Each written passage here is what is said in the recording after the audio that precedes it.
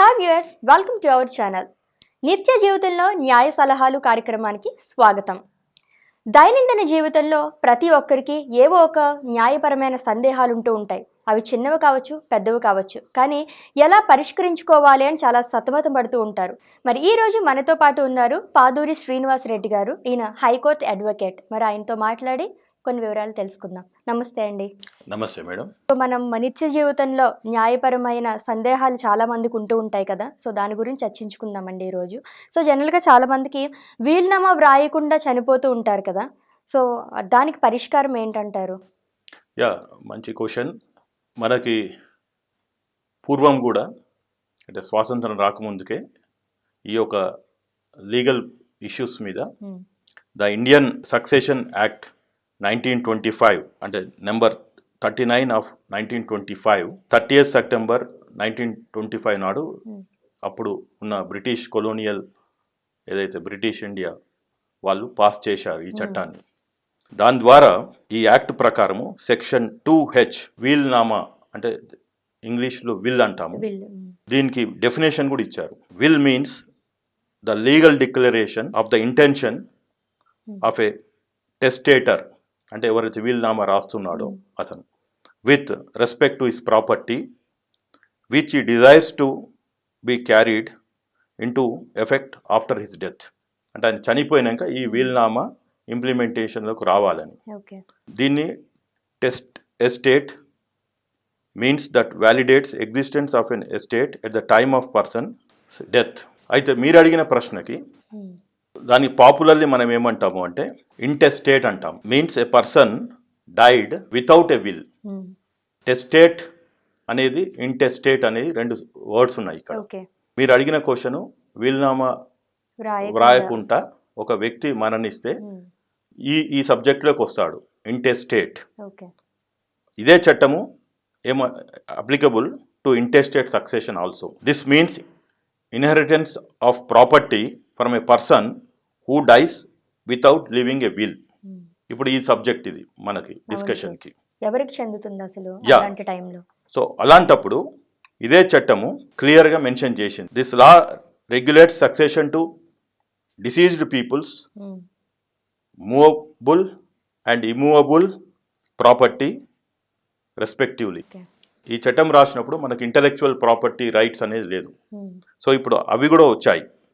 అంటే intellectual property rights మన పూర్వీకులు అంటే మన తండ్రో తాతనో ఎవరైతే వాళ్ళ దగ్గర ఉన్న ట్రేడ్ మార్క్స్, ఒకవేళ వాళ్ళ బిజినెస్లో ఉంటే వాళ్ళ లోగోస్, బ్రాండ్స్, లాయలిటీ ఏమన్నా వాళ్ళకి వచ్చే ఫీజెస్ ఏమన్నా ఉంటే, on scientific and literary work అంటే ఏమన్నా వాళ్ళకి ఏమన్నా ఫార్ములాస్ కనుక్కొని ఏమన్నా పేటెంట్స్ ఇచ్చుంటే, లేకుంటే బుక్స్ రాసి ఆ బుక్స్ మీద రావాల్సిన పబ్లిషర్ ఇవ్వవలసిన ఇవన్నీ కూడా, ఒకవేళ ఇవన్నీ ఎవరికి రైట్స్ రాయకుండా అంటే హార్ట్ అటాక్ తోటో యాక్సిడెంట్లో చనిపోతే ఏంటిది అనేది question.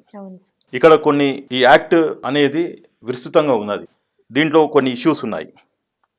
Succession to the property of a deceased person is regulated by the law of the country in which such person had his domicile at the time of his death. అంటే అక్కడ ఎక్కడ resident ఉన్నాడు, citizenship అంటే born citizen is different. Now he might have migrated to another country, he might have taken a citizenship. ఇప్పుడు ఉన్న international మన global ఎరీనాలో properties కూడా డిఫరెంట్ కంట్రీస్లో ఉండొచ్చు.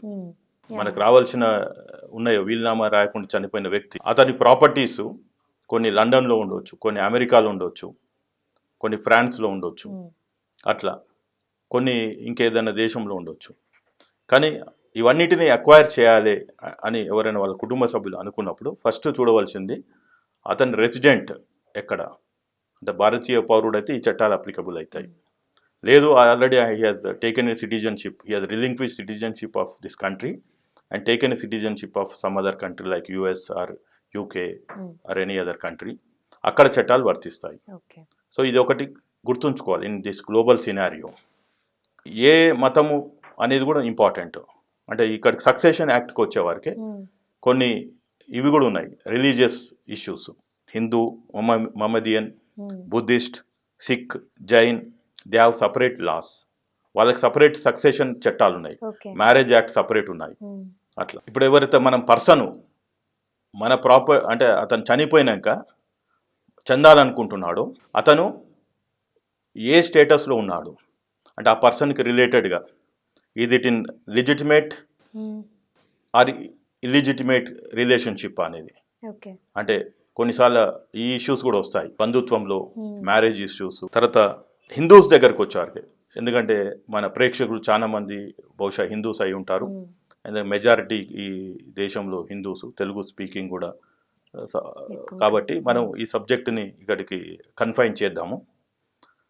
హిందూ సక్సెషన్ యాక్ట్ 1956లో తీసుకొచ్చారు. 30 ఆఫ్ 1956 అంటాము. ఇప్పుడు ఇది ప్రిన్సిపల్ యాక్ట్గా మళ్ళీ 2005లో ఈ చట్టాన్ని కొద్దిగా అమెండ్ చేశారు. దాన్ని the Hindu succession amendment act 2005 number 39 of 2005 5th September 2005 నుంచి ఇంప్లిమెంటేషన్లో వచ్చింది. దీని ప్రకారం చూస్తే ఇప్పుడు ప్రాపర్టీ ఎవరికి చెందాలి అనేది ఇక్కడ క్లియర్గా ఎక్స్ప్లెయిన్ చేశారు. అంటే చనిపోయిన వ్యక్తికి ఇప్పుడు ఎవరికైతే ప్రాపర్టీ నాది అనుకుంటున్నాడో లేదా ఎవరికి చెందాలి అని అనుకుంటున్నదో సమాజము, వాళ్ళు ఏ స్టేటస్లో ఉంటారు లీగల్ హైర్స్లో. దాన్ని లీగల్ హైర్స్, సక్సెసర్స్ దాన్ని కొన్ని క్లాసెస్ మాదిరిగా విడగొట్టారు. క్లాస్ 1 హైర్స్ అని అంటాము, క్లాస్ 2 హైర్స్ అంటాము, తర్వాత అగ్నేట్స్ అంటాము, కాగ్నేట్స్ అంటాము. ఇట్లా 4 విభాగాలు ఉన్నాయి. ఇప్పుడు కొంచెం విశ్లేషిద్దాం what is class 1 legal heirs అనేది. ఇప్పుడు ఈ హిందూ సక్సెషన్ యాక్ట్ ప్రకారము అది కూడా మేల్ హిందూ అయితే, మళ్ళీ ఫిమేల్ హిందూ ప్రాపర్టీ అది వేరే తీరుగా ఉంటుంది, అది నేను మీకు ఎక్స్ప్లెయిన్ చేస్తాను. ఇప్పుడు ఫస్ట్ ఈజ్ మేల్ హిందూ.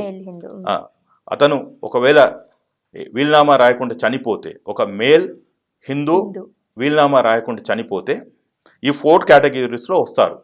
ఎవరైతే అతని ప్రాపర్టీకి నేను నెక్స్ట్ అర్హుణ్ణి అని చెప్పిన వాళ్ళు, అండ్ వాళ్ళు ఈ ప్రాపర్టీని ఇన్హెరిట్ చేస్తారు. First is sons, second is daughters. In సీక్వెన్స్లో చెప్తున్నాను, ఎందుకంటే ఇప్పుడు చట్టము 2005 the Hindu succession act has given equal rights for sons and daughters across India. కాబట్టి ఇది నేను ఓన్లీ సీక్వెన్స్లో చెప్తున్నాను. సన్స్, డాటర్స్, విడో అంటే అతను ఒకవేళ మేల్ కాబట్టి, మేల్ హిందూ కాబట్టి ఇక స్పౌస్ బతుకుంటే widow. Next son of pre disease son, అంటే ఆల్రెడీ కొడుకు చనిపోయి ఉండి వానికి ఒక కొడుకు ఉంటే అంటే మనవడు, వాడికి కూడా ఆస్తి చెందుతుంది. Daughter of a pre disease son అంటే కూతురి కొడుకు కూడా. వీళ్ళందరూ క్లాస్ 1 హెయిర్స్లో వస్తారు. ఇంకా ఉన్నాయి ఇంకెవరు అనేది. Son of pre disease daughter, daughter of pre disease daughter అంటే డిఫరెంట్ రిలేషన్షిప్ని వాళ్ళు డిఫరెంట్ సినారియోలో పెట్టారు. Widow of pre disease son అంటే కోడలు కూడా, కొడుకు చనిపోయినా కోడలు బతికి ఉంది, ఆమెకు కూడా వస్తుంది. Son of pre disease son of pre disease son, then daughter of pre disease son of pre disease son, widow of pre disease son of pre disease son అంటే మనవని వైఫ్, ఆమె మనవడు చనిపోయినా ఎవరైతే మనవరాలు అంటామో ఆమెకు కూడా వస్తుంది. ఈవెన్ మామ చనిపోయి ఉండొచ్చు, భర్త చనిపోయి ఉండొచ్చు, ఆమె ఆ ఇంట్లో మనవరాలు హోదా ఉంటుంది, ఆమెకు కూడా రావచ్చు. Son of pre disease daughter of pre disease daughter, daughter of a predeceased daughter, daughter of pre disease son of a pre disease daughter, daughter of pre disease daughter of pre disease son. అంటే ఒక 3 తరాల వాళ్ళు మధ్యన ఒక తరం చనిపోయినా, రెండో తరం చనిపోయినా ఆ రిలేషన్షిప్ ఎలా ఉంటుంది అనేది క్లాస్ 1లో క్లియర్గా ఎక్స్ప్లెయిన్ చేశారు. ఆల్ దీస్ హైర్స్ ఇన్హెరిటెంట్ సైమంటేనియస్లీ, వీళ్ళందరూ కూడా ఒకవేళ ఉండుంటే, ఈ సినారియోలో చెప్పిన వాళ్ళందరూ కూడా ఉండుంటే వాళ్ళందరికీ కూడా సైమంటేనియస్గానే కోర్టు ద్వారా వస్తుంది. వీళ్ళ మధ్యన ఎలాంటి లిటిగేషన్స్ మళ్ళీ క్రియేట్ కాకుండా ఉంటే. And to the exclusion of other heirs అంటే వేరే ఇంకెవరు ఉంటే వాళ్ళని వేరే తిరిగి ఎలా చూడాలి అనేది ఇంకోటి ఉన్నది. In the absence of any of the heirs in this category, the property devolves upon the enumerated heirs specified in class 2 అంటే చట్టం క్లియర్గా రాసింది. ఒకవేళ ఆ వ్యక్తికి అంటే బ్యాచిలర్ అనుకుందాం, ఈ రిలేషన్స్ క్లాస్ 1లో ఎవరూ లేరు, లేకుంటే వాళ్ళ కుటుంబం అంతా పోతూ పోతూ ఒక ఫ్లైట్ యాక్సిడెంట్లో చనిపోయారు.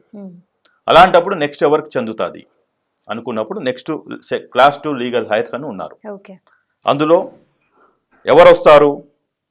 ఫాదర్, అంటే ఇక్కడ మనం తీసుకున్న సినారియో ఏంటంటే మేల్ హిందూ కాబట్టి వాళ్ళ ఫాదర్, మదర్ క్లాస్ 1 వస్తారు. ఇక్కడ చాలా మంది తెలియదు. ఓకే. ఒకవేళ చనిపోతే ఒక బ్యాచిలర్ అయినా పెళ్లి కాకుంటే క్లాస్ 1 ఎవరు లేకుంటే చనిపోతే ఎవరికి వస్తుంది అంటే ఫస్ట్ మదర్కి వస్తుంది, తర్వాతనే క్లాస్ 2లో వస్తాడు father. Very clear, position of law is very clear. Then sons daughters son, sons daughters daughter, brother తర్వాత వస్తారు బ్రదర్స్. మనం ఒక కడుపులో పుట్టినా కానీ వాళ్ళు క్లాస్ 1 కాదు, క్లాస్ 2లోకి వస్తున్నారు. దెన్ సిస్టర్,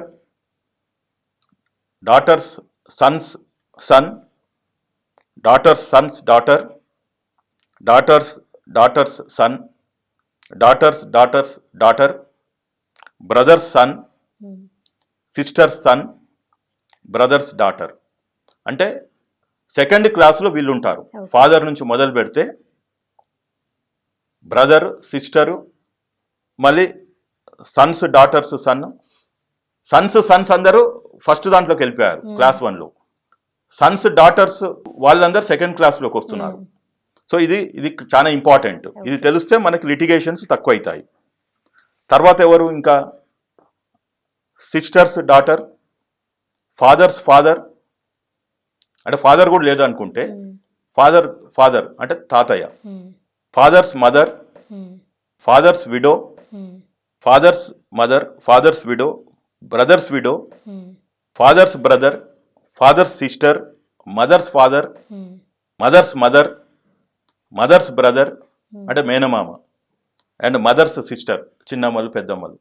ఇట్లా వీళ్ళందరూ క్లాస్ 2లో వస్తారు.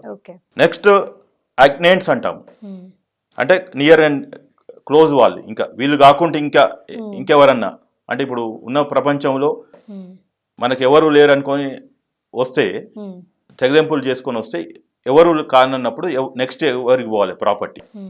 In case a Hindu male passes away intestate and leaves no class 1 or class 2 heirs, then the property would devolve on ఎగ్నేట్స్.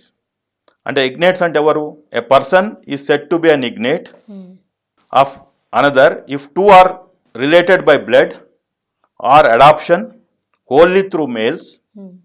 Agnate relationship does not extend to relationship by marriage and is restricted to relationship by blood. Also, agnate does not include widows of lineal descendants of the intestate. ఇది కొద్దిగా complicated. మనకి ఇలాంటి కేసులు వచ్చినప్పుడు అంటే class 1 class 2 లేని వాళ్ళని ఈ దూర బంధువులు ఎక్కడనో జస్ట్ అంటాం కదా సినిమాలలో బంధువుల బంధువుల బంధువుల బంధువులం అని చెప్తుంటారు. అలాంటి వాళ్ళు ఎవరైనా వచ్చినా కానీ we will fit in to them and see that what rights they have under this one. ఆ బ్లడ్ రిలేషను లేకుంటే వంశ వృక్షంలో ఫ్యామిలీ ట్రీలో ఎక్కడ ఫిట్ అవుతారు అనేది. ఇక్కడ కూడా లేనుకుంటే నెక్స్ట్ ఇంకొక కేటగిరీ ఏంటంటే కాగ్నేట్స్ అంటాము.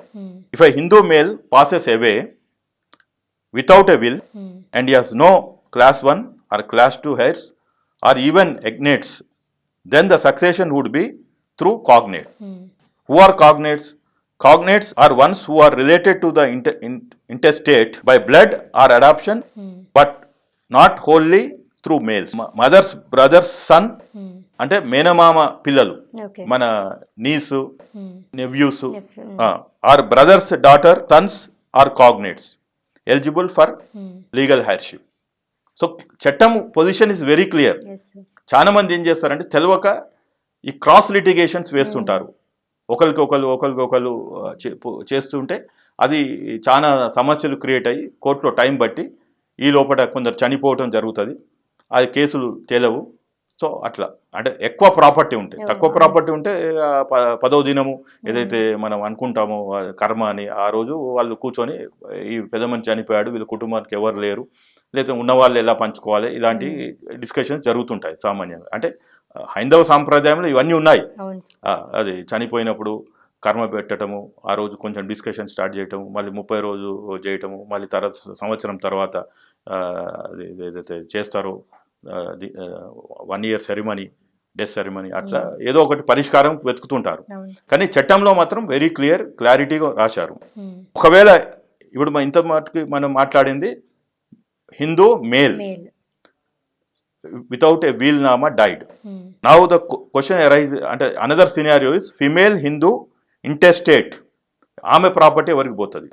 ఫస్ట్ అపాన్ ద సన్స్, అంటే ఈ same clauses applicable, class 1 class 2 ఇవన్నీ ఉంటాయి, బట్ ఇవి కొద్దిగా డిఫరెంట్ ఉంటారు. First upon the sons and daughters including the children of any deceased son or daughter and the husband. తర్వాత హస్బెండ్కి వస్తుంది. చాలా మందికి తెలియక సినిమాలలో చూసి ఈ వైఫ్ని సరిగా చూడక, లేకుంటే ఏదో సినిమాలలో కనుక కొన్ని క్రిమినల్ యాటిట్యూడ్స్ ఉంటాయి, అవి కరెక్ట్ కాదు. తర్వాత వాళ్ళకి గ్రహిస్తారు మంచి కుటుంబాన్ని ఖరాబ్ చేసుకున్నామని. ఇలాంటి కొన్ని అవగాహన రాహిత్యంతో చేస్తుంటారు. So female Hindu the first thing goes to son daughter. లేదు సన్ డాటర్ ఎవరైనా చనిపోతే వాళ్ళ పిల్లలకి వెళ్తుంది, దాని తర్వాతనే హస్బెండ్కి వస్తుంది. Secondly upon the legal heirs of husband. Fourth upon the heirs of the father. అట్లా ఉన్నది వీళ్ళకి. So there is a difference of the person who is holding, అది మేలా ఫిమేలా అనేది. And we confined our discussion to as far as Hindu act ప్రకారం. Then other issues వస్తాయి కొన్నిసార్లు. సెల్ఫ్ ఎక్వైర్డా, యాన్సిస్టర్స్ ప్రాపర్టీయా, గిఫ్టెడ్ ప్రాపర్టీయా, గవర్నమెంట్ అసైన్డ్ ప్రాపర్టీయా, etcetera comes into play. అంటే ఇవన్నీ ఉండగా కూడా ఇవి కూడా కొన్ని అప్లికబుల్ అవుతాయి. సో దీన్ని కూడా జాగ్రత్త చూసుకొని and case to case basis మనం పరిశీలించాలి. రాష్ట్రం ఎప్పుడైతే మనము either we are going for a enforcement of their rights, intestate case, ఇవన్నీ లేదు అంటే అసలు మీరు ప్రశ్న అడిగారు, బంధువులు లేరు, ఎవరు లేరు, అంతా అయిపోయింది. అప్పుడేంది నెక్స్ట్, వాట్ నెక్స్ట్? అంటే there is no claim for a property. అది ప్రభుత్వానికి ఎప్పుడు తెలుస్తుంది అంటే అతను ఎక్కడో చనిపోయాడు, ఏదో ఫ్లైట్ యాక్సిడెంట్లో, ఏదో దేశంలో, ఆయన ప్రాపర్టీస్ అన్నీ ఇక్కడ ఉన్నాయి ఇండియాలో. దాన్ని క్లెయిమ్ అంటే దానికి ఎవరు ప్రాపర్టీ ట్యాక్స్ కడతలేరు, ఎలక్ట్రిసిటీ బిల్స్ కడతలేరు, వాటర్ బిల్స్ కడతలేరు, ఇంకేమన్నా ఉంటే ఏమన్నా గవర్నమెంట్ కట్టవలసినవి ఉంటే కట్టట్లేదు. Then government will send notices, they are unanswered, unreplied. అప్పుడు అక్కడ ఉన్న వాళ్ళు గ్రహిస్తారు, లేకపోతే ఎవరు ఇతను చనిపోయాడు, వీళ్ళకి ఎవరు లేరు, బంధుమిత్రులు, కిత్ అండ్ కిన్ అంటాము, వీళ్ళెవరు లేరు. Then government will do is they will declare this as a unclaimed property. Government will follow a due process and will take over the rights and transfer the property to the government. And దీనికి కొన్ని designated powers ఉన్నాయి. ఎవరు చేస్తారు అంటే joint collector చేయొచ్చు, RDO చేయొచ్చు, MRO చేయొచ్చు.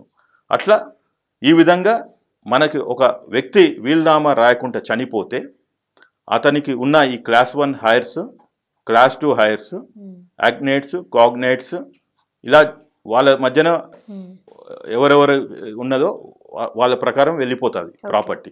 In case nobody is there to claim, then government will take care of the property, they will hand over, they will take care of the property. Thank you sir, thank you so much. చాలా వివరంగా మాకు అన్ని వివరించారు. Thank you madam. చూసారు కదండి, ఈ video కనుక మీకు నచ్చినట్లయితే లైక్ చేయండి, షేర్ చేయండి. అలాగే మరిన్ని వీడియోస్ కోసం please subscribe to our channel.